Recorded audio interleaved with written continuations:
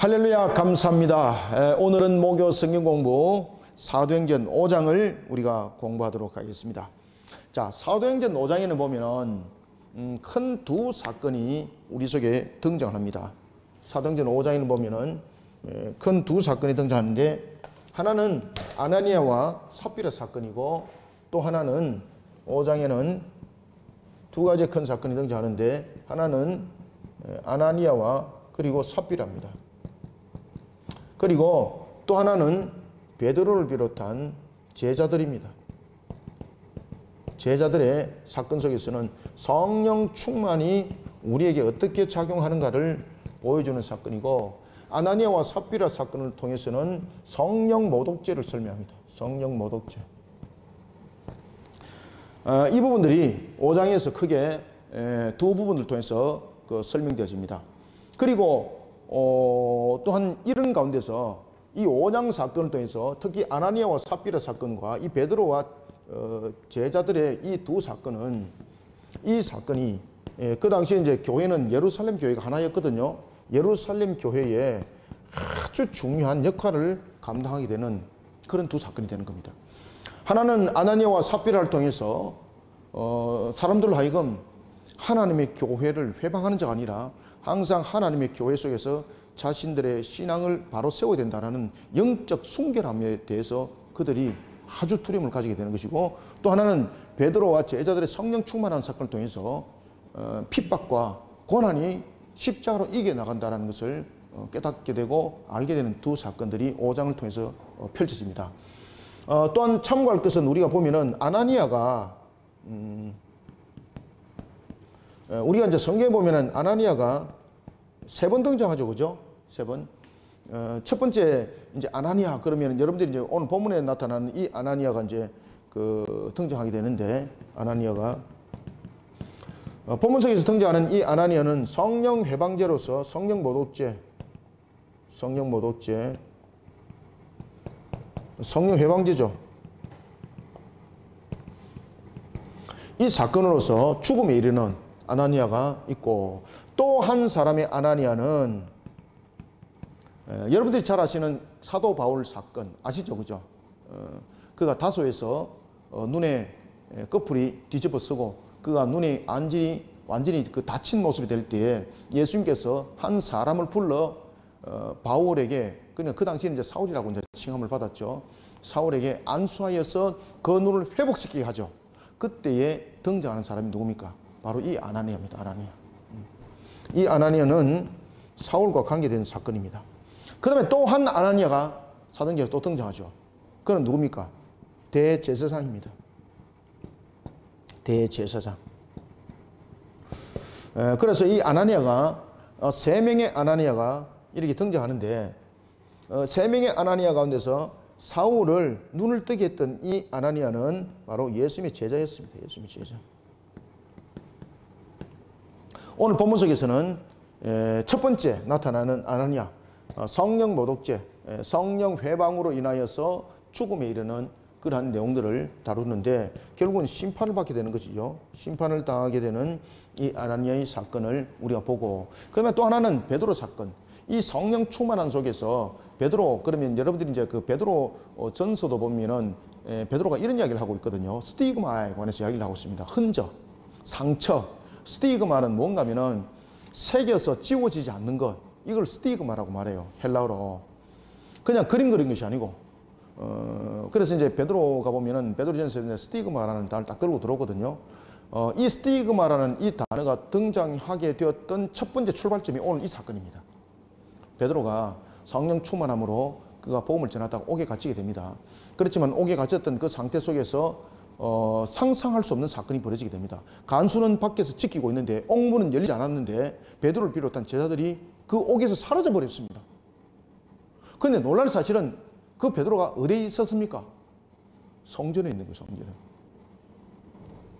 그러면서 베드로가 이제 그 성령 충만한 사건을 통해서 가르쳐 나갈 때 그 사건. 그러면서 이제 베드로가 공회로부터 다시 소환을 당하게 되고, 자신이 그 속에 세워짐을 당했을 때에 공회가 다시는 예수 이름으로 증거하지 마라 라고 말하면서 40에 하나 가만 아마 매를 아마 맞았을 겁니다. 채찍을 맞았다고 말하지만 그냥 단순하게 그냥 채찍 단순하게 한 대 맞고 가는 것도 아니거든요. 그런 속에 그의 몸에 상처가 새기기 시작합니다. 그래서 베드로전서에 나타나고 있는 스티그마의 그 첫 출발점이 오늘 보면은 사도행전 5장의 그 매로부터 시작되는 겁니다. 자, 이런 부분들을 통해서 우리가 성령 충만함을 이런 성령 모독죄와 내용들을 통해서 함께 보게 되겠습니다. 그래서 5장은 전체적으로 성령에 관해서 이야기를 하고 있는데 하나는 뭡니까? 성령 모독죄.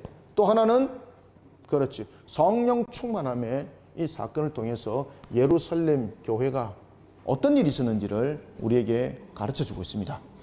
자, 그러면은 5장 1절을 우리가 보고 이제 내용들을 하나하나 보겠습니다.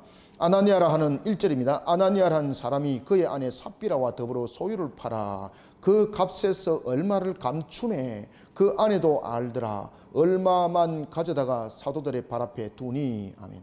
자, 이 속에서 이제 문제가 이제 생겼습니다.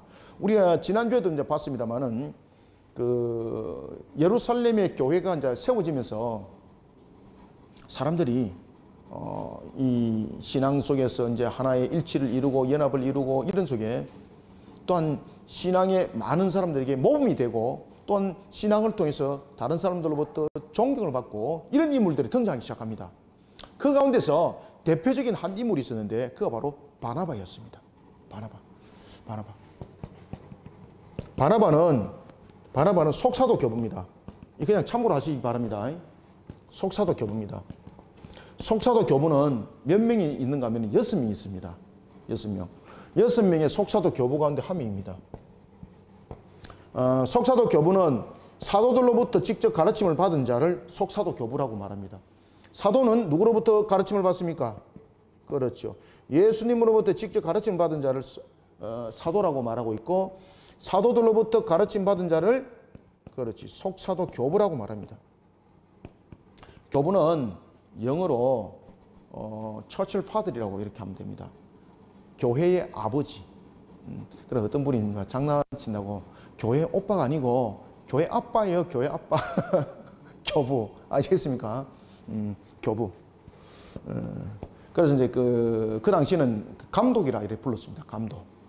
초대 교회가 이제 감독이 두 가지로 이제 내용들이 전개되는데 처음에는 이 감독이라는 부분들이 그냥 전체를 묶어서 나가는 형태가 되었고 교회가 이제 조직화 되면서 감독이 두 감독으로 형성됩니다. 장로 감독과 목사 감독으로서 둘로서 구분됩니다. 자, 이런 속에 이제 속사도 교부는 그 모든 역할들을 함께 다 감당하는 겁니다. 속사도 교부는. 그리고 이제 속사도 교부 이후에를 우리가 이제 교부들이라 이렇게 교부 시대 이것을 전부 다 합쳐서 우리가 교부 시대라고 말합니다. 교부 시대. 사도 시대. 그리고 이제 교부 시대 이후에 이 교부 시대와 전부 다 함께 묶어서 이것을 무슨 시대? 아이고 글자 안 보이죠? 네. 네네. 자, 교부 시대 이후의 모든 것을 합쳐서 우리가 제자 시대라고 말합니다. 제자 시대. 사도 시대와 제자 시대는 반드시 구분돼야 됩니다. 우리가 지금 보면은 사도 운동들을 하고 이렇게 말한다는 그런 전파를 하고 있는 분이 계시는데 그런 것들은 절대 맞지 않습니다. 절대 맞지 않습니다. 사도라는 것은 실질적인 예수님의 산 증인이 되어야 되는 겁니다. 그러면은 바울도 예수님의 그 모습을 직접 목격하고 직접 함께 하지 않았지 않느냐. 그런데 바울을 사도라고 말할 수 있느냐. 바울은 그렇지 않습니다. 바울은 예수님으로부터 직접 가르침 받았습니다. 어디에서? 아라비아에서 3년 직접 가르침 받습니다. 그죠? 직접 가르침 받습니다. 예수님으로부터. 그래서 그는 사도라 칭함을 받을 수가 있습니다. 우리는 지금은 교부 시대도 아니고 우리는 제자 시대. 누구든지 예수님으로부터 예수님의 말씀을 가르침 받는 자는 다 예수님의 제자입니다. 그래서 우리는 제자 시대를 살아가고 있는 것이죠. 사도 시대는 그 당대의 그 시대의 인물들로서 구성되어진 것을 사도라고 말합니다.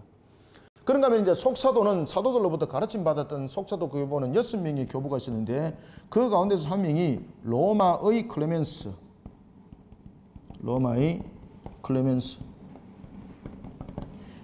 이게 이제 클레멘트라고도 합니다. 클레멘스라고도 하고 클레멘트라고도 합니다. 그 동일한 인물입니다. 그 다음에 이제 두 번째 이그나티우스입니다. 그 다음에 이제 세 번째는 우리가 본문 속에서 나타나는 바나바입니다. 바나바. 네 번째, 여러분 잘 아시죠? 요한계시록에 보면은 이제 순교에 대한 그 교회 이름들이 스무나 교회 뭐 이런 부분들이 나타나거든요. 그래서 대표적인 감독이 누구였습니까? 폴리갑.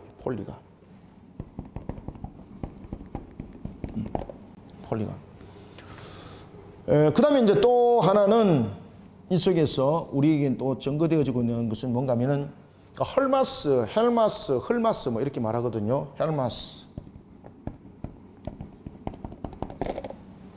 등장하고, 자, 하민이 빠지잖아요. 하민은 이름이 없습니다. 네. 이름이 확인이 안 되고 여러 가지 이름이 등장합니다. 그 가운데서 이제 대표적으로 뭐라고 말하는가 하면은 클레멘스의 제2의 서신의 저자 이렇게 말합니다. 제2의 서신의 저자. 클레멘스 제2 서신의 저자. 그래서 이 부분들의 이름은, 여섯 번째, 이 인물은 이름이 학자들마다 조금씩 달라져요. 근데 이제 중요한 것은 클레멘스의 제2의 저자라는 것은 통일성을 가지고 있어요. 그래서 여섯 번째는 사람이 이름 등장하지 않고 그 서신의 저자입니다. 이렇게 말합니다. 아시겠죠? 그죠? 그 참고하시기 바랍니다. 그리고 이 6명의 속사도 교부들이 각각의 전부 다 특징이 다 있죠. 그죠? 특징이 다 있습니다. 그리고 또 하나는 특히 이제 이그나티우스와 폴리갑은요, 순교자들 반열 속에서 아주 큰 영향력을 끼칩니다. 그리고 이 폴리갑이 이그나티우스로부터 직접 영향을 받습니다. 그러면서 폴리갑이 자신이 서신을 쓰면서 이그나티우스에 대해서 뭐라고 말하는가 하면은 그의 순교는 모든 교회에게 희망을 줬다. 그의 죽음은 단순한 죽음이 아니었다.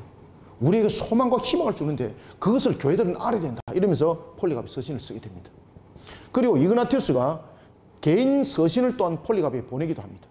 그래서 폴리갑은 이그나티우스의 서신을 모아서 교회 전체 회람을 시킵니다.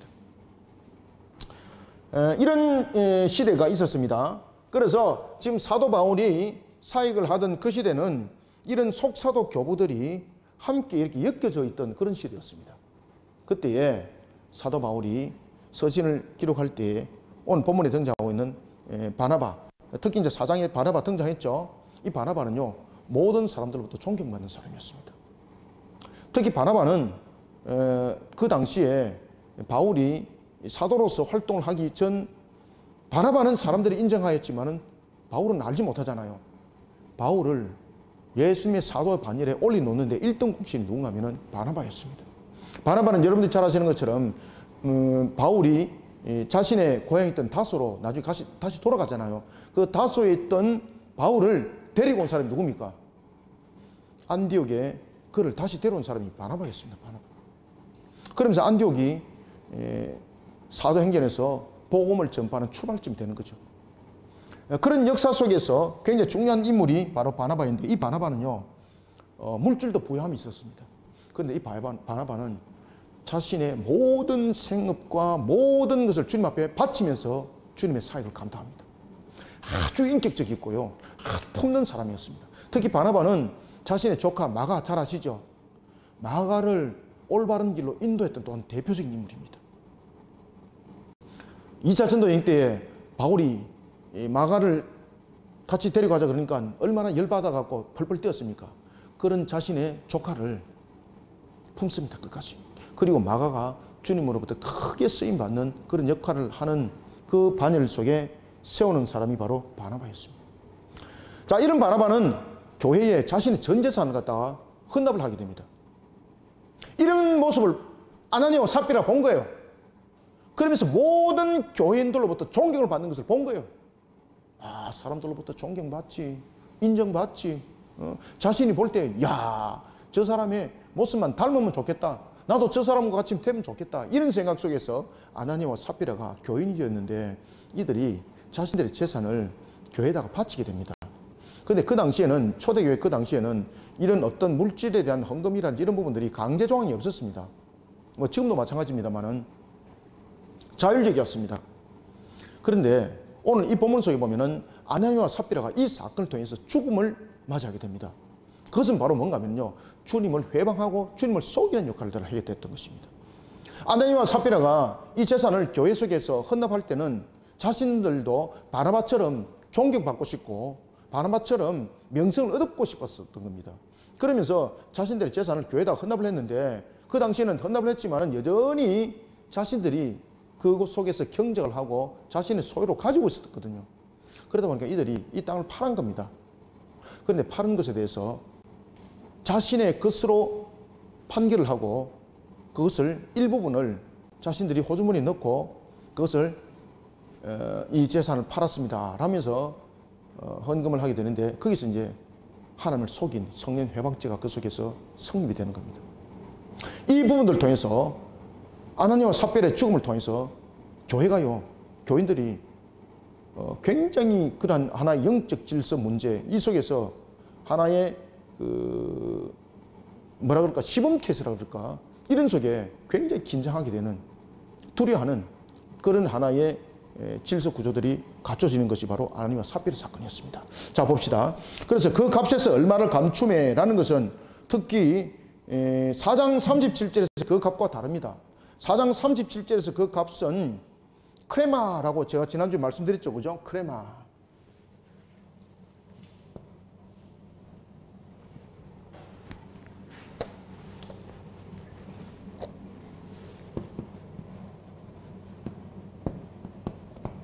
이 크레마는 전체 다를 팔았다는 이야기입니다. 전체 다. 그러니까 사실은 자신의 모든 것을 다 팔아서 그것을 총액을 들였다는 이야기입니다. 그런데 아나니아와 삽비라가 소유를 팔아 2절에 그 값이라고 말한 이 값은요, 이 부분의 전체를 담고 있지 않습니다. 그러면은 어떤 이야기가 되는가 하면은 그 당시에 이제 고르반이라는 것이 있었거든요. 하나님께 드림에. 그리고 이런 고르반은 자신의 이제 재산에 대한 부분들을 통해서 부모를 잘 섬기지 않는 하나의 도구로 또한 사용이 되기도 했습니다. 자신이 재산이 없다는 거죠. 부모를 복양해야 될 의무를 가지고 있는데 자녀들이 그냥 고르반이라고 하면서 하나님께 드리짐이 됐던 것이죠. 그러면 자신의 재산이 아니라는 거예요. 그러니까 부모를 공양할 의무가 없다는 이런 속에 또한 그들이 그것을 이용을 하기도 했습니다. 아나니아와 삽비라도 아마 그런 개념을 가지고 있었던 것 같습니다. 그래서 이들이 분명히 하나님께 자신들의 재산을 드렸습니다. 그러면서 그 소유를 팔았습니다. 그리고 그 팔은 것을 성전에 드릴 때에 구분을 짓습니다.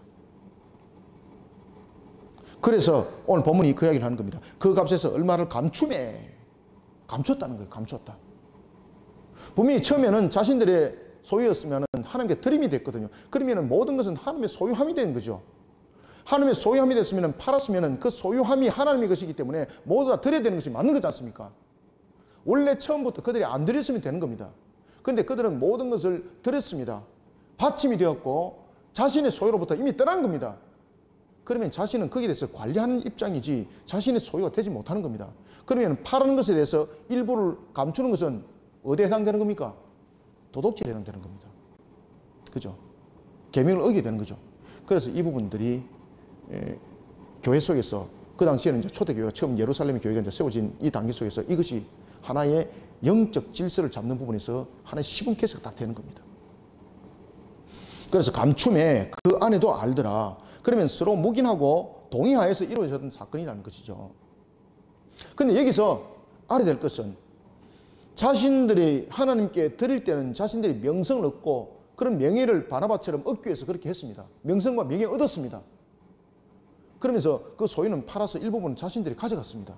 하나님께 드렸다 그래놓고 이것을 일부 자신들이 취했다는 것은 그리고 또한 이것이 자신이 전부입니다라고 말했던 것은 하나님을 속이는 것이죠. 그죠?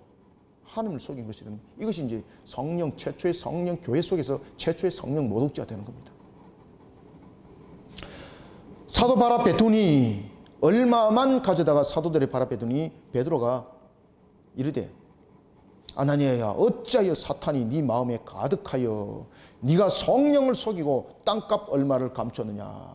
자 여기서 이제 성령 충만한 것처럼 아나니아와 삽비라는 가정에서 그런 속에 자신들의 소유를 또한 팔아서 성전에 교회에 헌금을 하는 것처럼 이렇게 위장을 했지만은 하나님의 눈은 속일 수 없는 거죠. 그죠? 하나님이 속일 수 없는 거지 않습니까? 이미 하나님은 무소부자신 분이고 모든 것을 이미 보고 계시고 안 계시는 곳이 없지 않습니까? 그 네가 왜 하나님을 속이냔 말이야. 그래서 3절에서 이렇게 말합니다. 땅값 얼마를 감추었느냐. 그때 4절 땅이 그대로 있을 때는 네 땅이 아니며 판 후에도 네 마음대로 할 수가 없더냐. 이거는 무엇입니까? 이거는 말 그대로 모든 것에 대해서 당시에 교회의 재산이 헌납하는 것이 강제가 아니었다는 것이죠. 지금 아나니아와 삽비라가 자신들의 재산을 하나의 헌물로 드렸던, 그리고 또한 헌금을 하는 부분에 대해서 누가 강제한 것 아니지 않습니까? 자신들이 그것을 드렸습니다라고 했으면은 그것은 이제 드림으로써 그 마무리는 하나님의 것이 되는 것이에요. 그러면 자신들은 그 속에서 모든 부분들은 관리적 측면이지 그 이상은 넘어설 수가 없는 것이죠. 그런데 그 속에서 자신들이 팔아서 일부분을 감췄습니다. 그것은 뭔가 하면은 도둑질에 해당되는 겁니다. 아시겠습니까? 그래서 이 계명을 위반한 측면에서 그 당시에 교회의 규범을 잡아야 될 이유가 있었기 때문에 하나님께서 그 규범을 확실하게, 말씀의 규범대로 확실하게 모든 걸 지병해 나가버리는 겁니다. 마음대로 할 수 없더냐. 어찌하여 이 일을 네 마음에 두었느냐. 사람에게 거짓말한 것이 아니요 누구에게? 하나님께로다. 그래서 이것이 바로 초대교회의 최초의 성령 모독죄, 성령 회방죄에 해당되는 겁니다. 성령 모독죄. 아나니아가 이 말을 듣고 엎드려 혼이 떠나니, 여기서 혼이 떠나니라는 것은 심판에 의한 형벌을 말하고 있습니다. 심판에 의한 형벌. 심판에 의한 형벌입니다.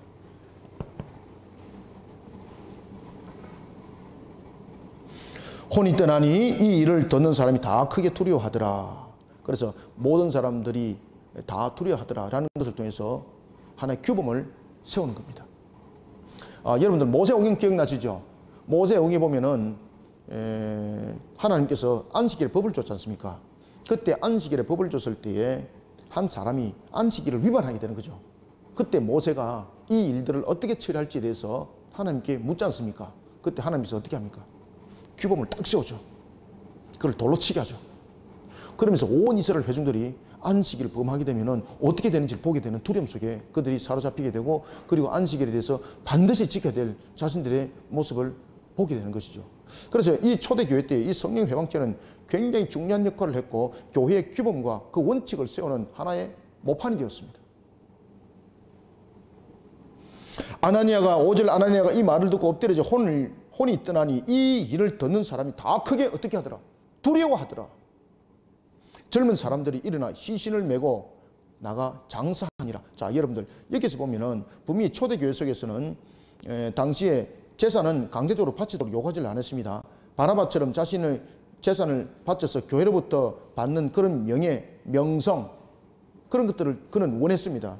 분명히 취했습니다. 그렇지만 성령 모독죄로 인해서 그의 생명이 죽음에 이르게 되었습니다. 그런데 우리가 대체로 보면은 이스라엘의 장례는 보면은 곡하는 기간이 있지 않습니까? 장례. 바로 그냥 장례를 하지 않거든요. 곡하는 기간이 있는데 오늘 본문에 보면은 곡을 하지 않습니다. 곡을 하지 않고 6절에 보면은 사서 메고 나가 바로 장사해버립니다. 왜 그렇게 했을까요, 여러분들요? 이유가 있죠. 분명히 아나니아의 죽음이라는 그런 애처로움이 함께 따라갈 수 있고, 거기에 대해서 슬픔의 곡이 있는 기간이 분명히 필요했습니다. 그래서 여러분 보시면은 사흘이라는 기간 동안에 그들이 애곡을 하잖아요. 근데 그 기간을 없애버립니다. 바로 장사 지냅니다. 왜 그랬을까요? 이 문제는 아내의 죽음이 성령 모독죄로 하나님으로부터 받은 심판이라는 것을 지금 증가하고 있는 겁니다. 그래서 사서 메고 나가 장사하니라 라는 것은 장례 절차나 애곡이 전혀 없었다는 것을 말하고 있습니다. 그것은 누구? 그의 죽음이 무엇이라는 겁니까? 그렇죠. 하나님의 심판이라는 것을, 애곡이 없는 것을 통해서 바로 장사 지내는 걸 통해서 그의 죽음이 하나님의 심판이었다는 것을 설명하고 있습니다. 자, 그리고 난 뒤에 이제 7절에 보면은 3시간쯤 지났습니다. 여러분 생각해 보십시오. 아나니아가 죽었습니다. 그러면은 삽비라는 아나니아의 아내잖아요. 지금 삽비라가 아나니아가 죽은 것을 모르고 있습니다. 그러면 애곡이라는 것도 없이 그냥 장례가 그냥 바로 집행됐다는 겁니다. 이거는 유대 사회 속에서는 있을 수 없는 일입니다. 아시겠습니까? 상식적으로. 그런데 상식을 벗어난 일들이 일어났습니다. 왜 바로 장사를 지냈는가 하면 바로 하나님의 심판이라는 겁니다. 그래서 장사 기간이라는 애곡의 기간도 없애버린 겁니다. 그리고 난 뒤에 3시간쯤 지났습니다. 3시간쯤 지나서 아나니아 아내였던 삽비라가 예배 시간에 맞춰서 들어온 겁니다. 그때에 7절 3시간쯤 지나 그의 아내가 그 일어난 일을 알지 못하고 들어오니 베드로가 이르되 그 땅 판값이 이것뿐이냐 내게 말하라 하니 이르되 예 이것뿐이라 하더라. 자, 여기서 아나니아와 삽비라의 죄의 무게를 말한다면 누구의 죄가 더 무거울까요? 네? 누구의 죄가 더 무거울까요? 삽비라입니다. 삽비라. 아나니아는 바로 심판했잖아요. 그런데 삽비라에게는 기회를 줬죠. 그죠? 정말로 그 땅 판값이 이것뿐이냐라는 것이죠. 이것은 알고 있다는 이야기지 않습니까? 그러면은 삽비라에게는 회개의 기회를 준 거죠. 그런데 삽비라는 이 회개의 회개의 기회를 무시해버리고 누가 봤지? 본 사람 없어. 파란 거 자기 남편하고 자기밖에 몰라. 그러면 자기 남편하고 약속은 충분히 했을 것 아니겠습니까? 둘이 입 딱 닫으면 아무도 모른다. 그러니까 그의 입에서 바로 나왔던 것이 예, 이것뿐입니다. 하나님께서 회개의 기회를 줬는데 그 회개의 기회까지 망각해버렸던 삽비라. 그래서 죄의 경종과 무게를 따진다면 삽비라가 더 무겁습니다. 참고입니다. 자, 9절 베드로가 이르되 너희가 어찌 함께 꾀하여 주의 영을 시험하려 하느냐. 그죠? 아나니아와 삽비라가 성령 기만죄, 성령 회방죄라는 것입니다. 성령 기만죄, 성령 회방죄.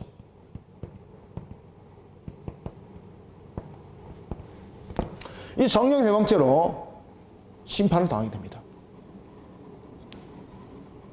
베드로가 이르되 9절 너희가 어찌 함께 꾀하여 주의 영을 시험하려 하느냐 보라 네 남편을 장사하고 오는 사람들의 발이 문 앞에 이르렀으니 또 너를 메어 나가리라 하니 10절 곧 그가 베드로의 발 앞에 엎드려져 혼이 떠난지라. 혼이 떠난지라.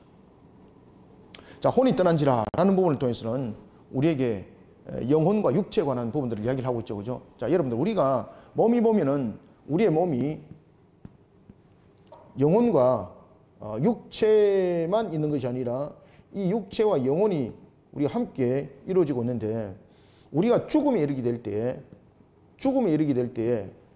육체와 영혼이 분리되죠. 육체와 영혼이 분리되면은 육체만으로는 생명력이 없습니다. 그죠? 그래서 육체는 잔다 그러고 육체는 또한 흙으로 돌아간다고 하지만은 영혼은 하나님께서 처음부터 불멸로 이미 만드셨거든요. 그러면은 이 속에서 여러분 또한 기억해야 될 것은 사람이 죽게 되면은 그 몸의 주위에 며칠간 머물까요? 사람이 죽게 되면은 이거 질문 잘 들으셔야 됩니다. 사람이 죽게 되면은 그 영혼이 사람 몸의 주위에 며칠간 머물까요? 머물지 않습니다. 그래서 제가 질문을 잘 이해하라 그랬잖아요. 제가 왜 질문하는가 하면은 요한복음에 나오죠. 우리 요한복음 공부했죠. 예수님께서 나사로가 죽었을 때 며칠 만에 찾아갑니까? 며칠 만에 찾아갔습니까? 이 중요한 대목이 이거. 그냥 넘어가시면 안 돼요. 요한복음 가르칠 때 잘 가르쳐야 돼요, 여러분들요. 예수님께서 그 나사로가 죽었을 때에 바로 안 갑니다. 그 소식을 듣고 빙 돌았다 다른 데 그냥 갔다 그냥 이래 갑니다. 그래가지고 마리아가 굉장히 섭섭하게 생각하잖아요. 그렇게 적시 불렀는데 왜 적시 안 왔습니까? 주님께서 오셨으면은 우리 오빠 살아날 수 있는데 이렇게 말해요. 그것은 유대인들이 가지고 있던 이 사상 속에서 하나가 뭔가 하면은 영혼이 죽었을 때 육신으로부터 분리해서 육체와 한 3일 정도 함께 머문다고 그런 것들을 보았습니다. 그래서 애곡기간을 3일 두는 겁니다. 3일 둘 때에 어떤 하나님과 교통이 있는 자들 또는 유능한 능력을 가진 자들 그 영혼을 붙잡아서 그 육신에 집어넣으면 살 수 있다는 거죠. 그래서 바로 무덤에 매장을 안 시켰습니다. 그 이유가 있는 겁니다.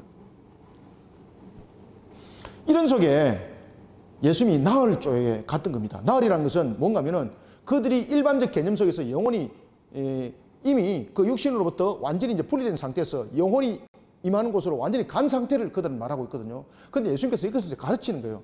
중요한 것은 우리는 죽음과 즉시 오늘 본문에도 나타납니다만 죽음과 즉시 우리의 영혼은 낙원과 음부에 즉시 갑니다.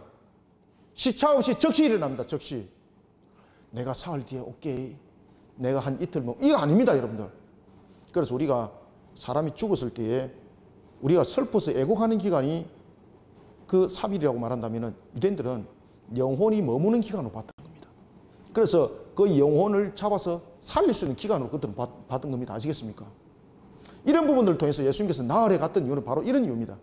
그들의 잘못된 것을 깨우치고, 그 다음에 또 하나는 예수님이 하나님의 성을 증명하는 거예요. 나흘이라는 것은 막달라 마리아 그리고 마리아가 봤을 때에 왜 주여 이제 오십니까? 라고 한탄하잖아요. 그러면 예수님의 능력을 이미 그들은 알잖아요. 그 능력을 가진 주님, 그들은 성자 하나님이라는 것은 인정을 하지 않았지만은 예수님이 분명히 능력을 가진 분이라는 것은 그들은 알고 있었습니다. 그래서 그러한 능력을 가진 자가 혼을 붙잡아서 불어 넣을 수 있는 그 능력을 3일 안에 해결돼야 되는데, 이제는 자신의 오빠가 3일을 넘었기 때문에 이제는 하나님이 아니고는 자기 오빠 살린다 못 살린다? 못 살립니다. 그때 예수님께서 무덤까지 가자 그러잖아요. 그러면서 나사로에게 명하지 않습니까? 나사로는 나오라. 그때 그 명함은 바로 하나님으로서 명함이에요. 그래서 나흘 만에 간 겁니다. 나흘 만에.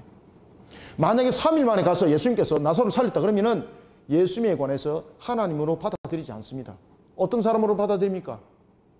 능력이 있는 자, 영혼과 교통하는 자, 그 영혼을 붙잡아서 육체에 불어 넣을 수 있는 그 능력자, 이렇게 많이 보는 겁니다. 하나님을 보지 않습니다. 그래서 예수님께서 나흘에 간 겁니다. 자, 오늘 본문에도 보면은 이런 부분들 속에서 하나의 동일한 내용들이 등장하고 있는데, 자, 혼이 떠나니라 10절. 곧 그가 베드로의 발 앞에 엎드려져 혼이 떠난지라. 혼이 떠났다는 것은 즉시 육신과 육체와 영혼이 분리되는 것을 우리가 죽음이라고 하는데, 혼이 떠난다는 것은 머무는 것이 아니라 낙원 또는 음부의 즉시 감을 말하고 있습니다. 아시겠죠? 그죠? 그래서 영혼과 육체가 머무는 곳은 그 어느 누구도 그 문을 열 수가 없습니다. 오직 하나님만이 열 수가 있습니다. 하나님만이 열 수가 있습니다.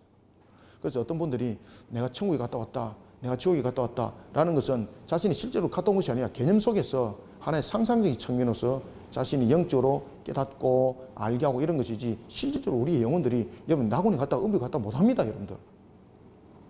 그것은 우리의 하나의 감정적 측면에서 그 개념적 측면으로서 하나님께서 보여주는 상황이지, 내가 실질적으로 우리의 영혼이 여러분 천국 가고 지옥 못 갑니다. 여러분들. 아시겠습니까? 내가 어째 거기 뭐 이웃도 아니고 그럼 옆집입니까? 들락날락하고로? 그렇지 않습니다. 그래서 그런 부분에서 간증하시는 분들은 간증을 참 조심하셔야 됩니다. 그래서 뭐 천국에 갔는데 뭐 어떤 사람은 계집이 있고 뭐 어떤 사람은 아파트에 사는데 뭐 이런 이야기 막 저도 많이 들었거든요. 삼가 그런 말 조심하셔야 됩니다. 왜냐하면 천국이라는 개념은 조화로움입니다. 조화로움. 자꾸 인간의 제 속성 속에서 그것을 구별하여서 등급으로 나누는데 그거 아주 잘못된 겁니다. 제가 이제 창조론에 관해서도 제가 이제 여러분들에게 이제 가르쳐 드린 적이 있는데, 창조는요, 조화로움이에요. 조화로움은. 조화로움이라는 것은 하나님께서 처음에 창조를 할 때 모든 것은 이미 크고 작음은 그때도 있었습니다. 화려함과 덜 화려함도 있었습니다. 아시겠습니까? 강함과 약함도 있었습니다. 근데 인간이 죄를 범하면서 이것은 전부 다 약육강식으로 드러났고 우리 속에 구별점으로 나타났던 것입니다. 정말로 중요한 것들은 무엇인가 하면 그 창조 속에서는 처음은 이것이 조화로움이 아름다움으로 나타나는 하나의 모습이었습니다. 그래서 천국은 우리가 세상적 측면에서 보는 것처럼 그 사람이 천국에 갔는데 계집이더라. 너무 천국이 초라하더라. 그 사람 천국에 갔는데 너무 초라하더라. 개념이 안 맞습니다. 여러분들. 천국은 어떤 곳입니까? 천국은 완전한 곳입니다. 천국은 죄송합니다만 샬롬입니다. 샬롬. 샬롬은 뭔가 하면 평안, 평강이거든요. 평강과 평안은 어떤 단어가 성립되는가 하면 완전함이 성립돼야 됩니다. 완전하면 무엇인가 하면 부족함이 철저히 없어야 됩니다. 아시겠습니까? 우리의 연약함과 이런 모습 속에서 제한성이 없는 겁니다. 그런데 그것을 갖다 한계적 측면에서 천국을 설명하고 있다. 이거 정말로 잘못된 겁니다. 그것은 자기가 이제 개념 속에서 또는 상상 속에서 자기가 판단했던 속에서 꿈을 꿨던 하나의 내용이 될 수 있고, 또 하나는 하나님께서 어떤 다른 말을 하기 위해서 장르를 잠깐 보여주실 뿐이라고도 우리는 말할 수 있습니다. 근데 그것을 자신이 마치 갔던 것처럼 말씀하시면 안 돼요, 여러분들. 아시겠습니까? 참고입니다. 자, 그래서 혼이 떠난니라. 혼이 떠난지라.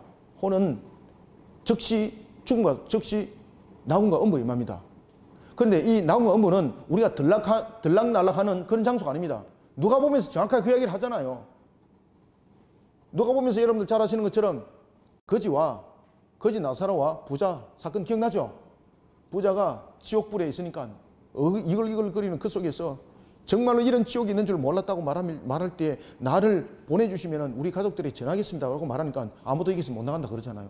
그러면 다른 사람이라도 보내주면 되지 않습니까? 여기 있는 거. 그러니까 아무도 여기서 들락날락 할 수 없다. 다만 나는 이곳의 상황을 내가 선지자를 통해서 알게 할 것이다. 그죠? 모세와 같은 선지자를 세워서 알게 할 것이라고 말씀했지. 그 천국에 있는 자를 파송하든지 지옥에 있는 자를 파송하든지 이런 부분들이 아니라고 이야기했습니다. 닫힌 것으로 끝납니다, 여러분들요. 다만 하나 그 문을 열 수 있는 분은 오직 누구만이 열 수 있습니까? 하나님만이, 하나님만이. 그래서 생명의 주관자는 하나님이세요, 여러분들요. 혼이 떠난지라 젊은 사람들이 들어와 죽은 것을 보고 메어다가 그의 남편 곁에 장사하니, 이것도 적시심 장사한 거죠. 애고의 기가 없죠. 무엇을 말하고 있습니까? 심판이라는 심판. 그래서 이런 부분들을 잘 보셔야 됩니다. 아주 간단한 부분들인데 이런 부분들을 명확하게 보셔야 됩니다. 그러면 초대교회 속에서 왜 이런 일들이 일어나게 되었는가라는 것입니다. 그것은 바로 그 당시에 예루살렘 교회가 이제 태동을 하면서 하나님을 두려워하는 속에 영적 순결을 지켜나가는 본을 보이게 만드는 겁니다. 곧 그가 베드로의 발 앞에 엎드려져 혼이 떠난지라 젊은 사람들이 들어와 죽은 것을 보고 메어다가 그의 남편 곁에 장사하니 온 교회와 이 일을 듣는 사람들이 다 크게 두려워하니라. 아멘. 그래서 이 사건은 바로 막 이제 태동한 예루살렘 교회를 하나님을 두려워하는 가운데 그들의 영적 순결을 지켜나가는 부분에서 딱 본을 보이는 거예요. 우리가 왜 보면 시븐케이스라는 것이지 않습니까? 그죠? 군에도 가면은 왜 시븐케이스 걸리면은, 저도 이제 옛날에 시븐케이스 한번 걸려가지고 밥도 못 먹고, 제가 밥도 못 먹고 뺑뺑이 돌고, 제가 이게 뛰기가 잘 안 되거든요. 제가 뛰기가. 그 0.4기 가는데 바로 못 맞춰가지고 보면 이제 왔다 갔다 이제 선착순 하잖아요. 저는 이제 뛰기를 못 하기 때문에 이제 끝까지 뛴다는 각오를 가지고 이제 10번 돌리면 10번 다 돌겠다. 이 각오로 제가 이제 그냥 천천히 그냥 꼴등으로 그냥 가는 거예요. 그러니까 저 뒤에 들어와. 그냥 시븐케이스로. 그죠? 딱 시븐케이스 걸리는 거예요. 그러니까 점심 때 밥도 안 주고 제가 얼마나 진짜 생고생했는지. 그러고 난 뒤에 시븐케이스 딱 걸리고 난 뒤에 제가 듣겠습니까? 더 열심히 하는 거예요. 선착순 그러면 막 눈에 막 불을 켜고 막 와 또 답이면 끝난다 이거. 그런 시븐케이스 중에 하나였습니다. 영적 질서를 잡는. 자, 12절. 사도들의 손을 통하여 민간의 표적과 기사가 많이 일어나며 믿는 사람이 다 마음을 같이하여 솔로몬 행각에 모이고. 자, 여러분들, 사도들의 손을 통하여 지금 민간의 표적과 기사가 많이 일어났습니다. 왜 이런 일들이 일어났을까요? 그 당시에는 사도들의 손을 통해서 표적과 기사가 일어나야 될 이유가 있습니다. 왜 그런가 하면 예수 그리스도를 믿는 믿음을 확산시키기 위해서. 그리고 그 상황 속에서 이들을 증거물로 삼은 겁니다. 지금 이 시대는 그러한 기적과 이적과 표적을 나타내는 시대가 아니라 지금은 말씀의 시대입니다. 우리가 요한계시록에도 보면은, 그리고 사복음서에도 보면은 예수님께서 이런 말씀을 하세요. 어떤 말씀을 하시는가 하면은 앞으로 적그리스도가 올 것인데 그들에게 너희들이 미혹당하지 않기 위해서는 항상 말씀으로 무장하지 않으면 안 된다. 그가 나와 똑같이 그러한 기적과 이적을 일으킬 것이다. 너희들이 그런 속에 미혹당하면 반드시 넘어진다. 우리가 이 시대에 가장 중요한 것은 우리 손을 통해서 뭔가를 쓰러뜨리고 뭔가를 일으키고 이것이 중요한 것이 아닙니다. 지금 이 시대는 결국은 말씀의 검이거든요. 한 영혼을 돌이키는 것도 말씀의 검이거든요. 초대교회 때 하나님께서 사용한 도구와 지금의 도구는 다를 수가 있습니다. 동일하신 하나님이신데 사용하는 도구는 다릅니다. 왜 그런가 하면 A라는 시대는 A라는 도구가 필요했기 때문에 A라는 도구를 사용을 하는 겁니다. 그죠? 하나님 전지하신 분이잖아요. 그러면 B라는 시대는 B라는 도구가 필요한 것입니다. 그런데 A라는 시대와 B라는 시대, 모든 시대에 동일하게 항상 연결되는 것이 하나가 있는데 그것이 무엇입니까? 말씀입니다. 말씀. 그래서 예수님께서도 그 말씀하십니다. 말씀은 무엇이라고 말합니까? 말씀은 검이라고 하는 겁니다. 검. 말씀의 능력입니다. 이 한 날에 선 검의 말씀을 통해서 에베소서도 그 말씀하죠. 혼과 육과 골수를 찔러 쪼개고, 그죠? 말씀이 검입니다. 그래서 제자들이 있던 시대는 이 당시에는 표적과 기사가 많이 필요했습니다. 그렇지만 지금 이 시대는 이런 표적과 기사를 바라보고 나아가는 신앙은 온전한 신앙이 이르지 못합니다. 말씀으로 미혹시켜 버리거든요. 여러분들, 이단들이 죽은 자 살리고 막 이런 속에서 사람들 끌어모으고 그런 거 합니까? 이단들이 대체로 무엇 가지고 교인들을 홀깁니까? 맞습니다. 성경 공부. 아시겠습니까? 말씀이 금입니다. 말씀이 금. 그래서 우리가 그 시대마다 서는 하나님께서 도구가 각각의 모습은 있습니다. 그런데 모든 시대에 통일된 도구가 딱 하나가 있는데 말씀입니다. 말씀. 말씀을 벗어난 능력, 안 됩니다. 모든 것은 말씀을 중심으로 일어나야 됩니다. 그죠? 성경 66권입니다. 성경 66권에 이 말씀이 우리에게 검이 되고 능력이 되는 겁니다. 이 말씀 속에 여러분 능력 나타나는 줄 믿으시길 바랍니다. 저는 이 말씀 속에 능력이 있는 줄 저는 확신합니다. 저는. 그래서 하나님의 말씀을 잘 가르치는 속에 역사가 일어납니다. 하나님의 말씀을 깨달으면서 여러분들 우리의 인격의 변화만 나타나는 것이 아니라 하나님의 놀라운 역사함이 그 속에서 일어납니다. 여러분들. 그래서 우리가 1903년과 1907년에 그 일들이 일어났죠. 우리나라 역사 속에서 1903년은 어떤 일이 일어났었습니까? 원산에서 어떤 한 사건이 터졌잖아요. 원산에서. 기억 안 나십니까? 예, 맞습니다. 하디 사건. 1907년에는 무슨 사건이 있었습니까? 모르지, 평양. 자, 원산과 평양에서 우리가 쉽게 말하면 부흥운동이 일어났죠. 이 부흥운동이 일어났던 그 시발이 어디로부터 나타났습니까? 말씀 사경회입니다. 말씀 사경회.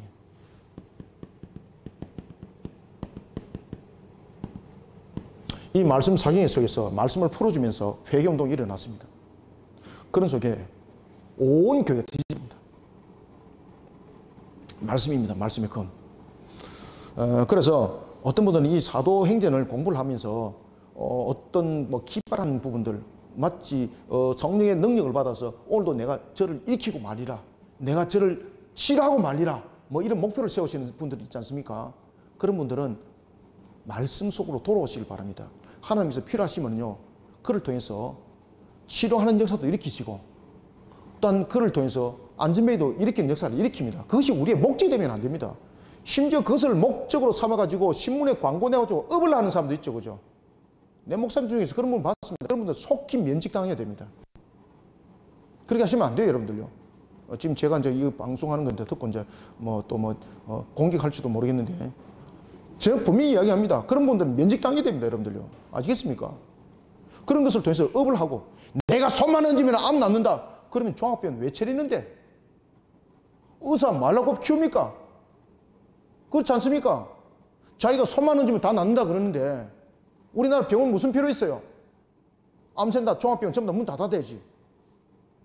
원자력 치료센터 문 닫아야지. 왜? 그 사람 손만 얹으면 다 안 낫는다며. 근데 제가 손 얹어갖고 나중에 난 못 봤습니다, 지금. 더 빨리 돌아가시더라고요. 그래서 우리가 그것도 다 속이는 영입니다. 아시겠습니까? 그것도 속이는 영입니다. 하나님께서 말씀 속에서 은혜를 주십니다. 어떤 분들은 안수도 안 했는데 말씀 속에서 은혜 받아서 저는 치료하는 사람 봤습니다. 아시겠습니까? 말씀 속에서 하나님께서 그를 치료해서 아무도 안수 안 했는데 하나님께서 치료하셔서 암 낫는 사람 좀 봤습니다. 저는. 그래서 우리는 이와 같이 자신의 도구를 통해서 무언가를 팔아먹으려고 하는 그 또한 여러분들 성령 해방죄입니다. 그것도 하나님으로부터 여러분 심판 받습니다. 그거.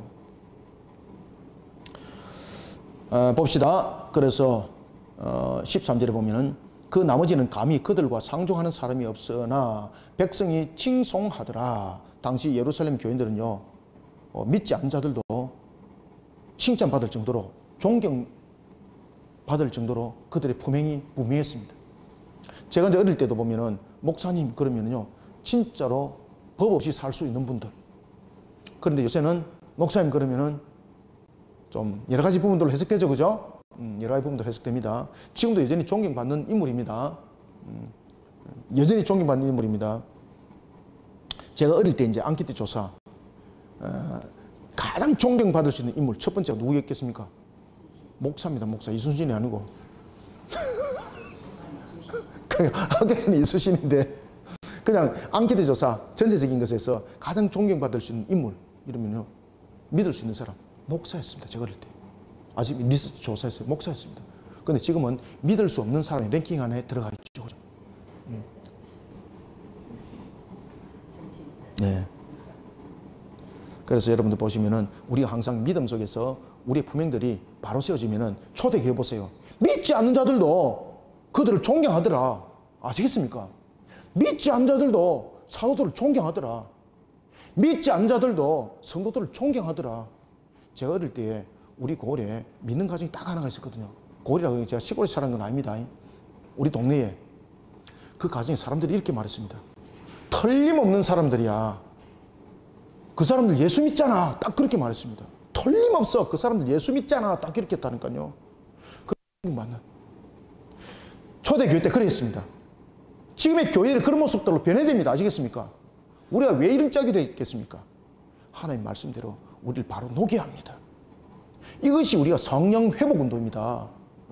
신기한 능력을 바라려고 구름 타고 다니려고 그런 사기치기 마시고 하나님 말씀대로 자신을 세우고 하나님 말씀대로 살아가고 이것이 여러분 성령을 바르게 세우는 성령 운동입니다. 말씀대로 살아가는 것이 성령 운동입니다. 여러분들. 구름 타고 다니기 이런 건 아닙니다. 여러분들. 그래서 그 나머지는 감히 그들과 상종하는 사람이 없으나 백성이 칭송하더라. 누가? 불신자들이 칭송하더라. 불신자들이 칭송하더라.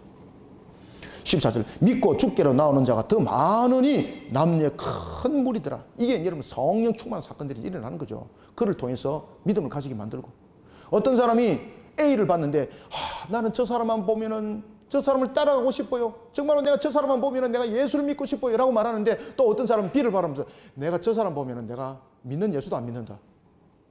니나 예수 믿으라. 뭐 이런 것들 있지 않습니까? 그럼 그 문제점은 나로부터 일어난 거잖아요. 그럼 내가 주님을 욕되게 하는 것이거든요. 우리의 모습들을 말씀으로 근본을 다시 세워야 합니다.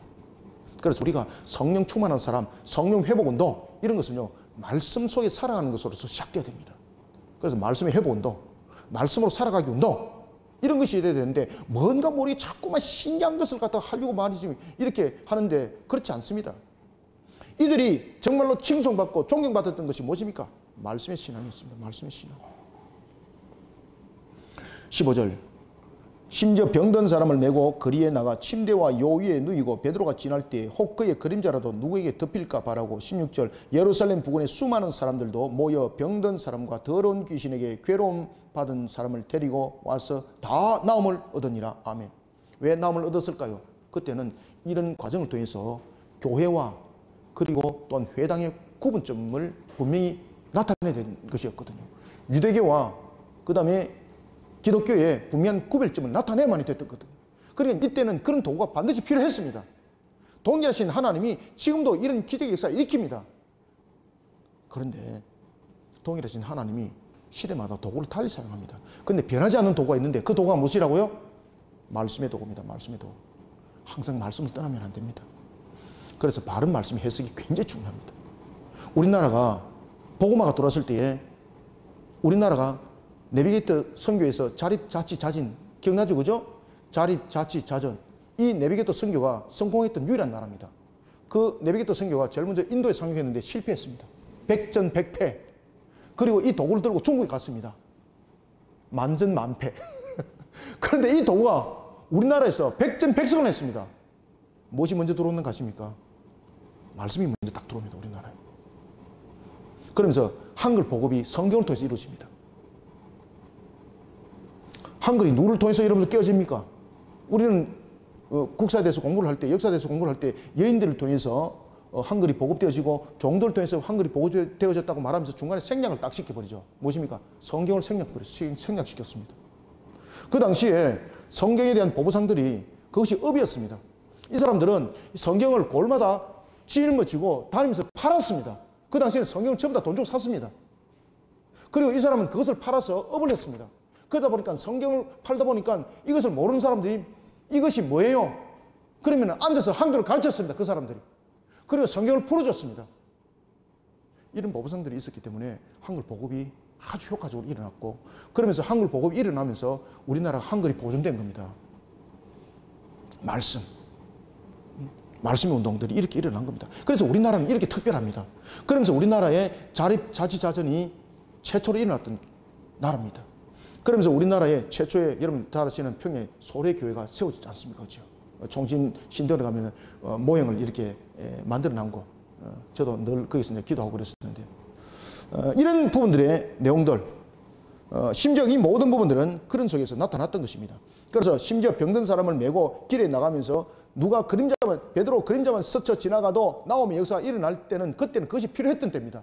그런데 지금 이 시대 때는 그것보다도 더 중요한 것이 있는데 그것은 뭔가 하면 말씀의 회복 운동입니다. 말씀의 회복 운동.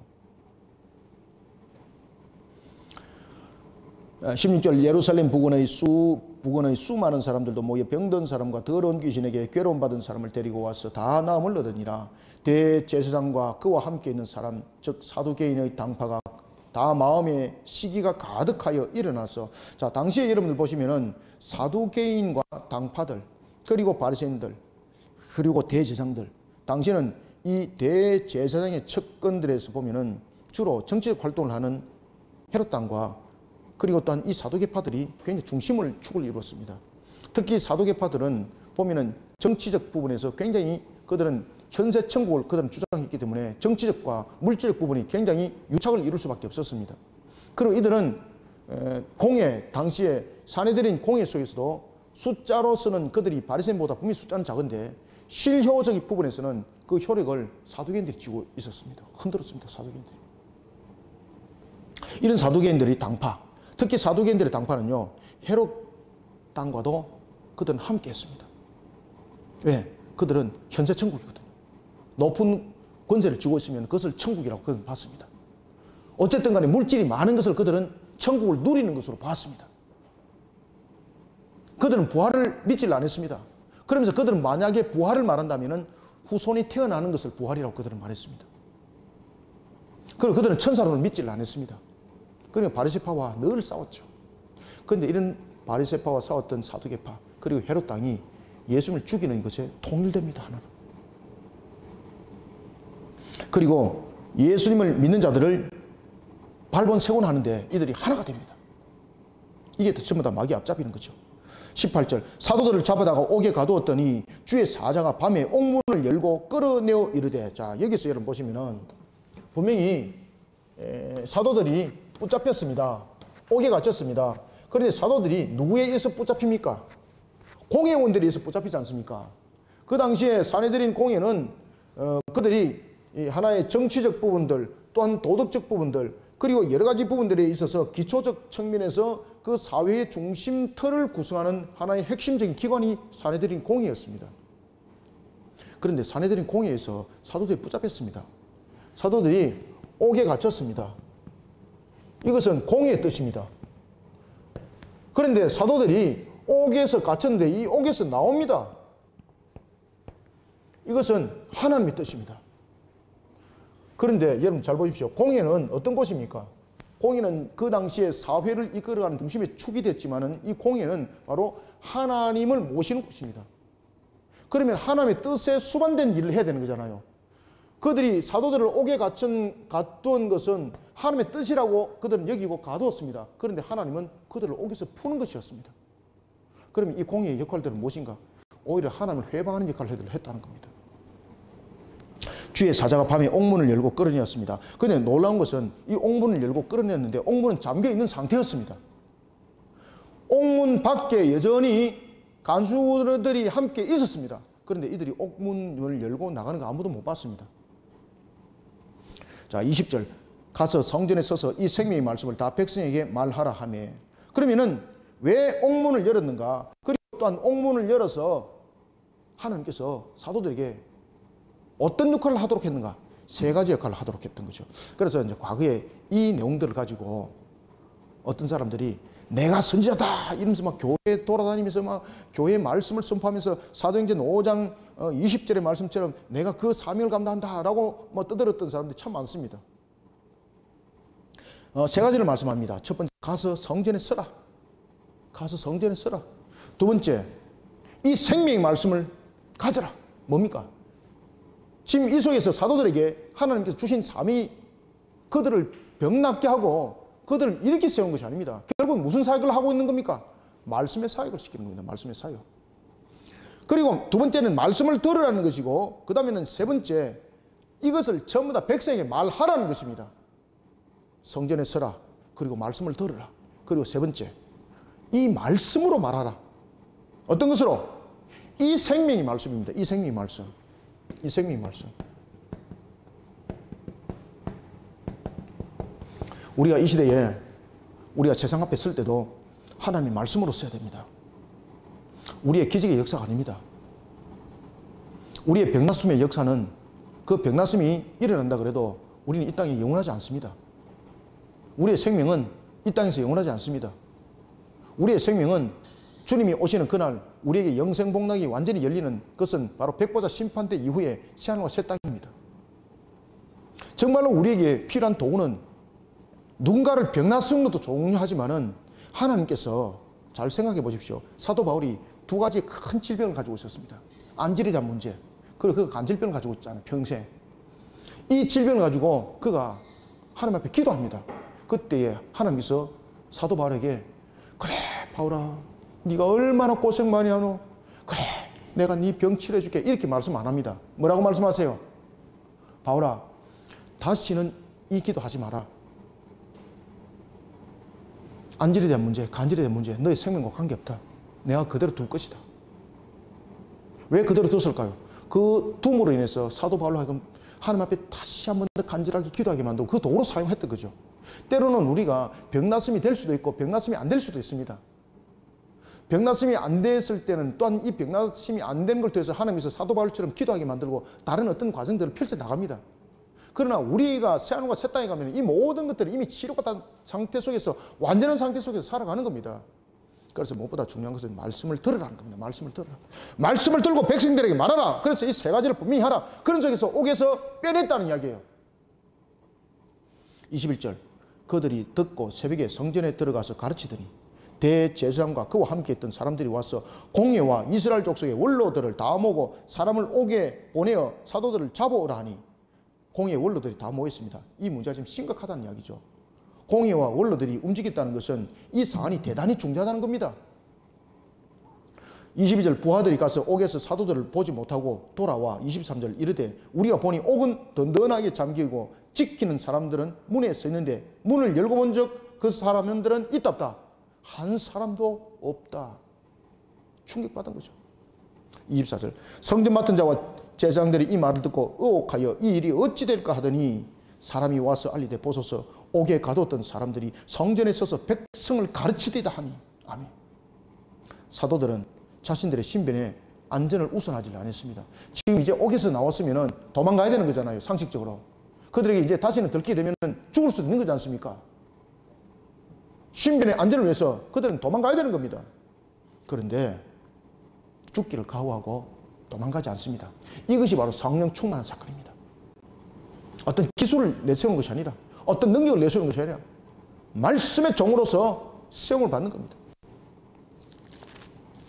26절 성전 맡은 자가 부하들과 같이 가서 그들을 잡아왔으나 강제로 못하면 백성들이 돌로 칠까 두려워합니다.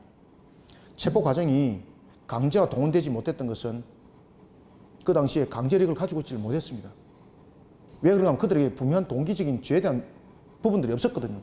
그러면은 오늘 이 본문 속에서 여러분들이 아셔야 될 것은 그 당시에 베드로를 비롯한 이 일행들이 성전 맡은 자들이 그들을 잡으러 왔을 때에 그들에게 응하게 됩니다.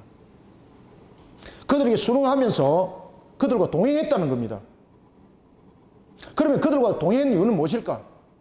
두려워서? 아니에요. 왜 그들과 동행했을까요? 주님께서 자신들과 함께하고 있다는 것을 믿고 있었습니다. 이것이 성령 충만한 사건입니다. 하나님이 우리를 지키실 것이라는 것을 믿고 있었습니다. 그래서 그들과 동행하는 것을 두려워하지 않았습니다. 이들과 동행하면 어디로 가겠습니까? 공회로 가는 거거든요. 그러면 공회로 가게 되면 이들 죽을 수 있어요. 그런데 거기에 대한 두려움이 사라져버린 거죠. 왜? 확신이 있은 거죠. 확신. 그래서 성령 충만함이라는 것은 바로 이런 것입니다. 성령 충만함이라는 것은 믿음에 대한 확신. 주님께서 나와 동행할 것이라에 대한 믿음. 주님께서 나를 지키실 것에 대한 확신. 이런 것이 전부 다 묶어져서 성령 충만한 사건 속에서 나타났던 겁니다. 그래서 사도행전의 성령 충만한 사건은 말씀과 믿음입니다. 말씀과 믿음. 말씀과 믿음 속에서 나타났던 결론들이 펼쳐지는 것이 바로 성령 충만한 사건들입니다. 27절 그들을 끌어다가 공회 앞에 세우니 대제사장이 물어 이르되 우리가 이 이름으로, 이 이름은 예수 그리스도죠.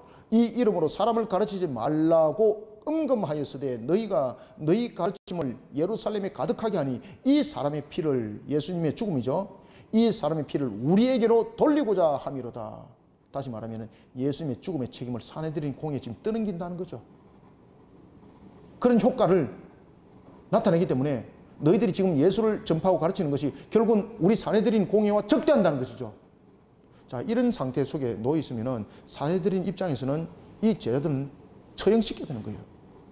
그런데 이것을 제자들은 이미 알고 있었습니다. 그럼에도 불구하고 공예에 가는 것을 동의합니다. 그것은 무엇인가? 성령 충만한 사건 속에서 나타난 대표적인 것입니다. 믿음에 대한 확신. 주님이 우리와 함께 동행한다. 주님께서 우리를 지켜 보호하신다. 여기에 대한 확신을 가졌던 성령 충만한 사건이 이것을 만들어가는 것입니다. 그러면 성령 충만함이라는 것은 우리를 그저 마음으로만 이렇게 만들어가는가? 천만에요. 하나님께서 그 주변을 막을 쳐버리는 거예요. 실질적으로 제자들이 공예 속에서 그들을 해치지 못하도록 하나님이 지키는 거예요. 자, 29절 보세요. 베드로와 사도들이 대답하여 이르되 사람보다 하나님께 순종하는 것이 마땅하니라. 자, 여러분들 베드로 입에서 이런 말 놓으면 안 되죠. 베드로는 어떤 사람이었습니까? 예수님을 그렇죠. 몇 번이나? 3번이나 부인하고 도망가는데 1등 했잖아요. 번개보다 빨리 도망갔잖아요. 잡으려고 그러는데 베드로 있더라 없더라? 없더라. 어디든지 도망가는데 1등 했더라. 말은 뻔질나게 잘하는데 실질의 모습 속에서는 항상 주님을 배반하는 모습들이었더라. 그런데 이 속에서는 그렇지 않습니다. 이것이 바로 성령 충만한 사건입니다. 아주 담대하게 되는 거죠. 그러면 객기 부리는 것이 아닙니다. 성령 충만이라는 것은 객기가 부리는 것이 아니라 하나님 그를 분명히 붙들고 있고 하나님께서 그 입술을 열게 만들 때 입술만 열게 만드는 것이 아니라 모든 환경들을 함께 하나님께서 붙잡아 버려요. 이것이 성령 충만한 사건이에요, 여러분들요. 그것이 성령의 역사예요, 성령의 역사. 베드로가 이렇게 전합니다. 너희가 나무에 달아 죽인 예수를 우리 조상의 하나님이 살리시고 이스라엘에게 회개함과 죄사함을 주시려고 그를 오른손으로 높이사 임금과 구주로 삼으셨느니라. 아멘. 유대 종교 지도자들의 입장과 하나님의 입장이 완전 다르다는 것을 지금 이야기를 하고 있습니다. 그럼 이 문제는 지금 공의에 관해서 반감을 하고 있는 거죠. 그러면 공의 입장에서 이 베드로를 가만둘 수 있겠습니까? 성령 모독죄를 통해서 무엇을 통해서든 간에 예수님을 죽였듯이 죽이는 거예요, 여러분들요. 그런데 잘 보십시오. 하나님께서 온 회중을 붙잡아서 이들을 손대지 못하게 합니다. 32절 우리는 이 일의 정인이요 하나님이 자기에게 순종하는 사람들에게 주신 성령도 그러한 일을 하더라.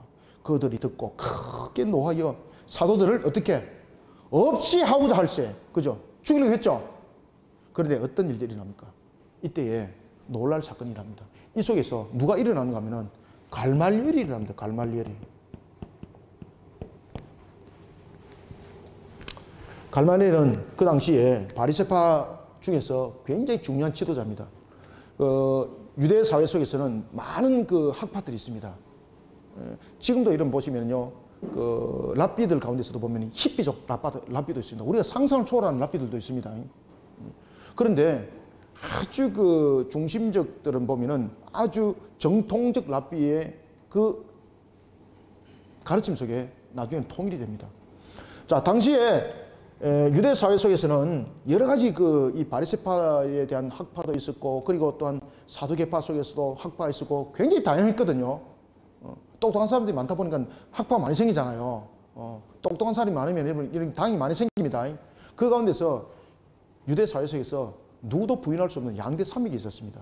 그 중에 하나가 여러분들 힐렐 학파입니다. 그 다음에 산마의 학파입니다.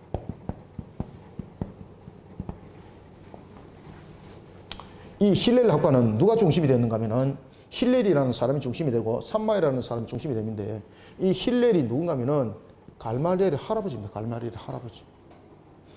그래서 이 갈말리엘은 힐렐의 손자입니다. 손자.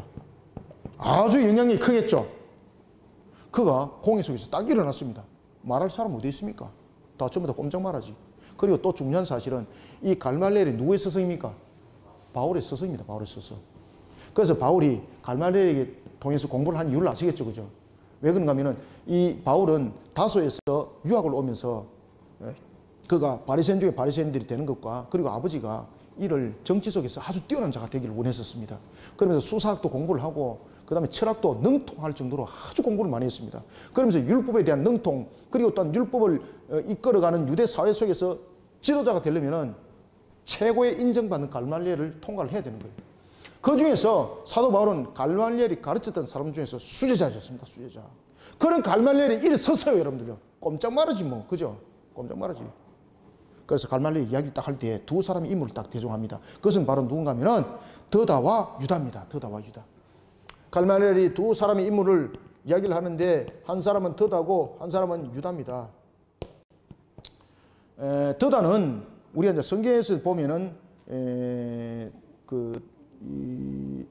다른 이름으로도 우리가 이제 등장하고 있는데 특히 이제 드다는 어떤 사람인가 하면은 그 헤롯이 성전을 굉장히 화려하게 만들었잖아요. 근데 그 당시에 이 드다가 성전 기둥에 석을 취한 그 황금 독수리상이 있습니다. 성전에 독수리상이 있으면 이 우상숭배지 않습니까? 이걸 드다가 보지 못하는 거죠. 그것을 드다가 파괴를 시키고 폭동을 일으킨 거죠. 그러니까 헤롯이 가만두겠습니까? 헤롯이 그를 잡아서 죽였는데 그 이름이 마띠아라는 사람이 있었어요. 마띠아. 그래서 어떤 사람은 이 부분들을 혹은 마띠아라고도 말하기도 한다. 그런가 하면 또한 유다는 어떤 인물이었는가 하면은 이 두 사람이 전부 다 보면은 그 폭동들을 일으켰던 대표적인 인물들이었고 또한 민족적 성향을 가지고 있었습니다. 그런 가운데서 또한 두 번째 인물인 유다는 특히 이제 AD 6세기 보면은 수리아 총독이 전체적으로 개수를 할 때가 있습니다. 사람들의 인구수를. 왜냐하면 세금을 징수하려고. 그래서 이제 가이사에게 이제 바치는 부분들. 이때에 유다가 하나의 회중을 형성해서 가이사에게 세금을 바치는 것을 바치지 못하도록 전체 부분에 이끌어내고 폭동을 이끌어냅니다. 이때에 붙잡혀서 죽음을 당했던 사람이 바로 유다였습니다.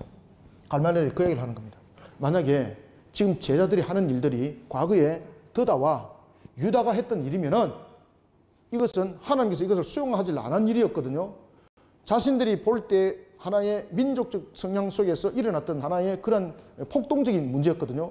만약에 그런 문제였다면은 드다가 죽었던 것처럼 유다가 죽었던 것처럼 이 제자라고 말하는 예수님의 제자라고 말하는 이들도 드다와 같이 유다와 같이 하나님께서 그 생명을 거둬가실 것이다. 그들을 보장하지 않을 것이다. 그런데 만약에 이들이 행하는 이것이 하나님의 뜻이라면은 우리가 이들에 대해서 생명을 거둔다든지 이렇게 되면은 우리는 하나님한테 큰 심판을 받는다. 우리는 하나님을 회방하는 자가 되고 우리는 하나님을 오히려 대적하는 공의가 된다. 우리는 이 사람들을 놓아줘야 된다. 드다처럼 유다처럼 이 문제적 측면이 만약에 개인적 문제라면은 이 문제는 이들은 생명이 거두신다. 근데 이 문제가 하나님께서 이 사람을 통해서 일하심이라면은 우리가 이 사람들을 잘못 손대게 되면은 우리는 하나님을 대적하는 자가 되기 때문에 이 사람들을 풀어줘야 된다. 이것이 여러분 갈말리엘 입에서 나왔습니다. 이것이 여러분들 갈말리엘이 지식에서 나오겠습니까? 성령께서. 그래서 성령 충만한 사건이 갈말리엘의 입을 벌리는 거예요. 어떻게 그들을 지키시고 보호하신다고요? 그 에리아를 통해서 지켜보실 때에 이 갈말리엘로 같은 사람의 입을 열어서까지 하나님께서 제자들을 지켜보는 사건이 그것이 성령 충만한 사건이었습니다. 성령의 역사가 그렇게 일어났던 겁니다. 이 34절 바리새인 갈말리엘은 율법 교사로 모든 백성에게 존경을 받는 자라 공회 중에 일어나 명하여 사도들을 잠깐 밖에 나가게 하고 그렇죠? 말하되 이스라엘 사람들아 너희가 이 사람들에게 대하여 어떻게 하려는지 조심하라. 그러니까 이게 갈말리엘 입에서 열릴 일이 아닙니다. 이거. 갈말리엘도 여러분 잘 아시는 건 바리새인이지 않습니까? 용납할 수 없는 거예요. 이 내용은. 그런데 하나님께서 그 입을 딱 열게 만드는 거예요. 36절 이전에 드다가 일어나 그죠? 드다가 일어나 스스로 선전하며 사람이 약 400명이나 따르더니 그가 죽임을 당하며 따르던 모든 사람들이 흩어져 없어졌고 그 후 호적할 때라는 것은 살파시우스 퀴리니우스가 있던 그때에 호적을 했습니다. 세금 징수 때문에. 그 후 호적할 때에 갈릴리 유다가 일어나 백성을 꿰어 따르게 하다가 그도 도망한 적 따르던 모든 사람이 흩어졌느니라. 38절 이제 내가 너희에게 말하노니 이 사람들을 상관하지 말고 버려두라. 이 사상과 이 소행이 사람으로부터 났으면 무너질 것이요 만일 하나님께로부터 났으면 너희가 그들을 무너뜨릴 수 없겠고 도리어 하나님을 대적하는 자가 될까 하노라 하니 그들이 옳게 여겨 사도들을 불러 채찍질하며 예수의 이름으로 말하는 것을 금하고 놓으니. 여기서 채찍질은 무슨 채찍질이겠습니까? 그냥 혼내는 거요? 아닙니다. 그래서 제가 앞에 말씀드렸지 않습니까? 스티그마입니다. 스티그마. 죽도록 두들겨 맞습니다. 유대 사회 속에서는 매를 때릴 때 40을 때리지 않습니다. 이 매는 여러분 한 2대 맞으면 기절하는 겁니다. 그냥 채찍입니다. 그들이 40을 때리지 않는 것은 40을 때릴 땐 죽는다는 거죠.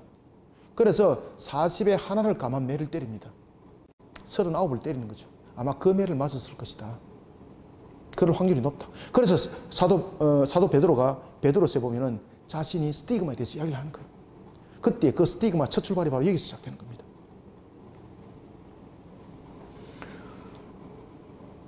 채찍질하며 예수 이름으로 말하는 것을 금하여 놓으니. 그 정도 두들기 맞았으면 겁나서라도 안 해야 되는 거잖아요. 그래서 이들에게 그냥 살짝 때린 것이 아니라는 것을 알 수가 있습니다. 이제는 너희들 다시 한 번 더 이 짓 하면은 이제는 완전히 죽어. 이런 정도지 않습니까? 그런 죽음에 몰아 넣을 수 있을 만한 그런 매를 뗐다는 것이거든요. 그렇기 때문에 40에 하나를 감한 매를 맞을 수 있을 확률이 굉장히 높다. 그런데 사도들은 어떻게 합니까? 이것이 성령 충만한 사건입니다. 사도들은 그 이름을 위하여 능력받은 일에 합당한 자로 여기심을 기뻐하면서 공의 앞을 떠나니라. 그들이 날마다 성전에 있든지 집에 있든지. 중요합니다. 예수는 뭐라고? 예수는 그리스도라고 가르치고 전도하기를 그치지 아니하니라. 아멘. 여러분들, 우리가 복음을 전할 때에 제일 먼저 가르치는 것이 시작되어야 됩니다. 그것은 왜 그런가 하면은 우리의 인간의 죄는 영으로부터 시작되지 않습니까? 영으로 하여금 깨닫게 알게 되는 겁니다. 그렇기 때문에 가르치는 것으로부터 출발해야 됩니다. 그때 오늘도 본문에 보면 굉장히 중요한 이야기를 합니다. 그들이 가르치면서 힘쓰고 이야기할 때에 무엇을 전했다 그랬습니까? 예수는 무엇이다? 그렇죠. 예수는 그리스도다라는 것을 그들은 어떻게 했더라? 가르치고 전했다고 그랬습니다. 우리가 지금 일을 하잖아요. 성자 하나님께서 예수로 오셨죠. 성자 하나님께서 그리스도로 오셨죠. 그리스도라는 것은 우리의 죄를 대속하는 측면에서의 대속을 이루었던 사역입니다. 다시 말하면 대속의 값이죠. 대속의 값은 그리스도를 통해서 나타납니다. 예수는 뭔가 하면 구원자죠.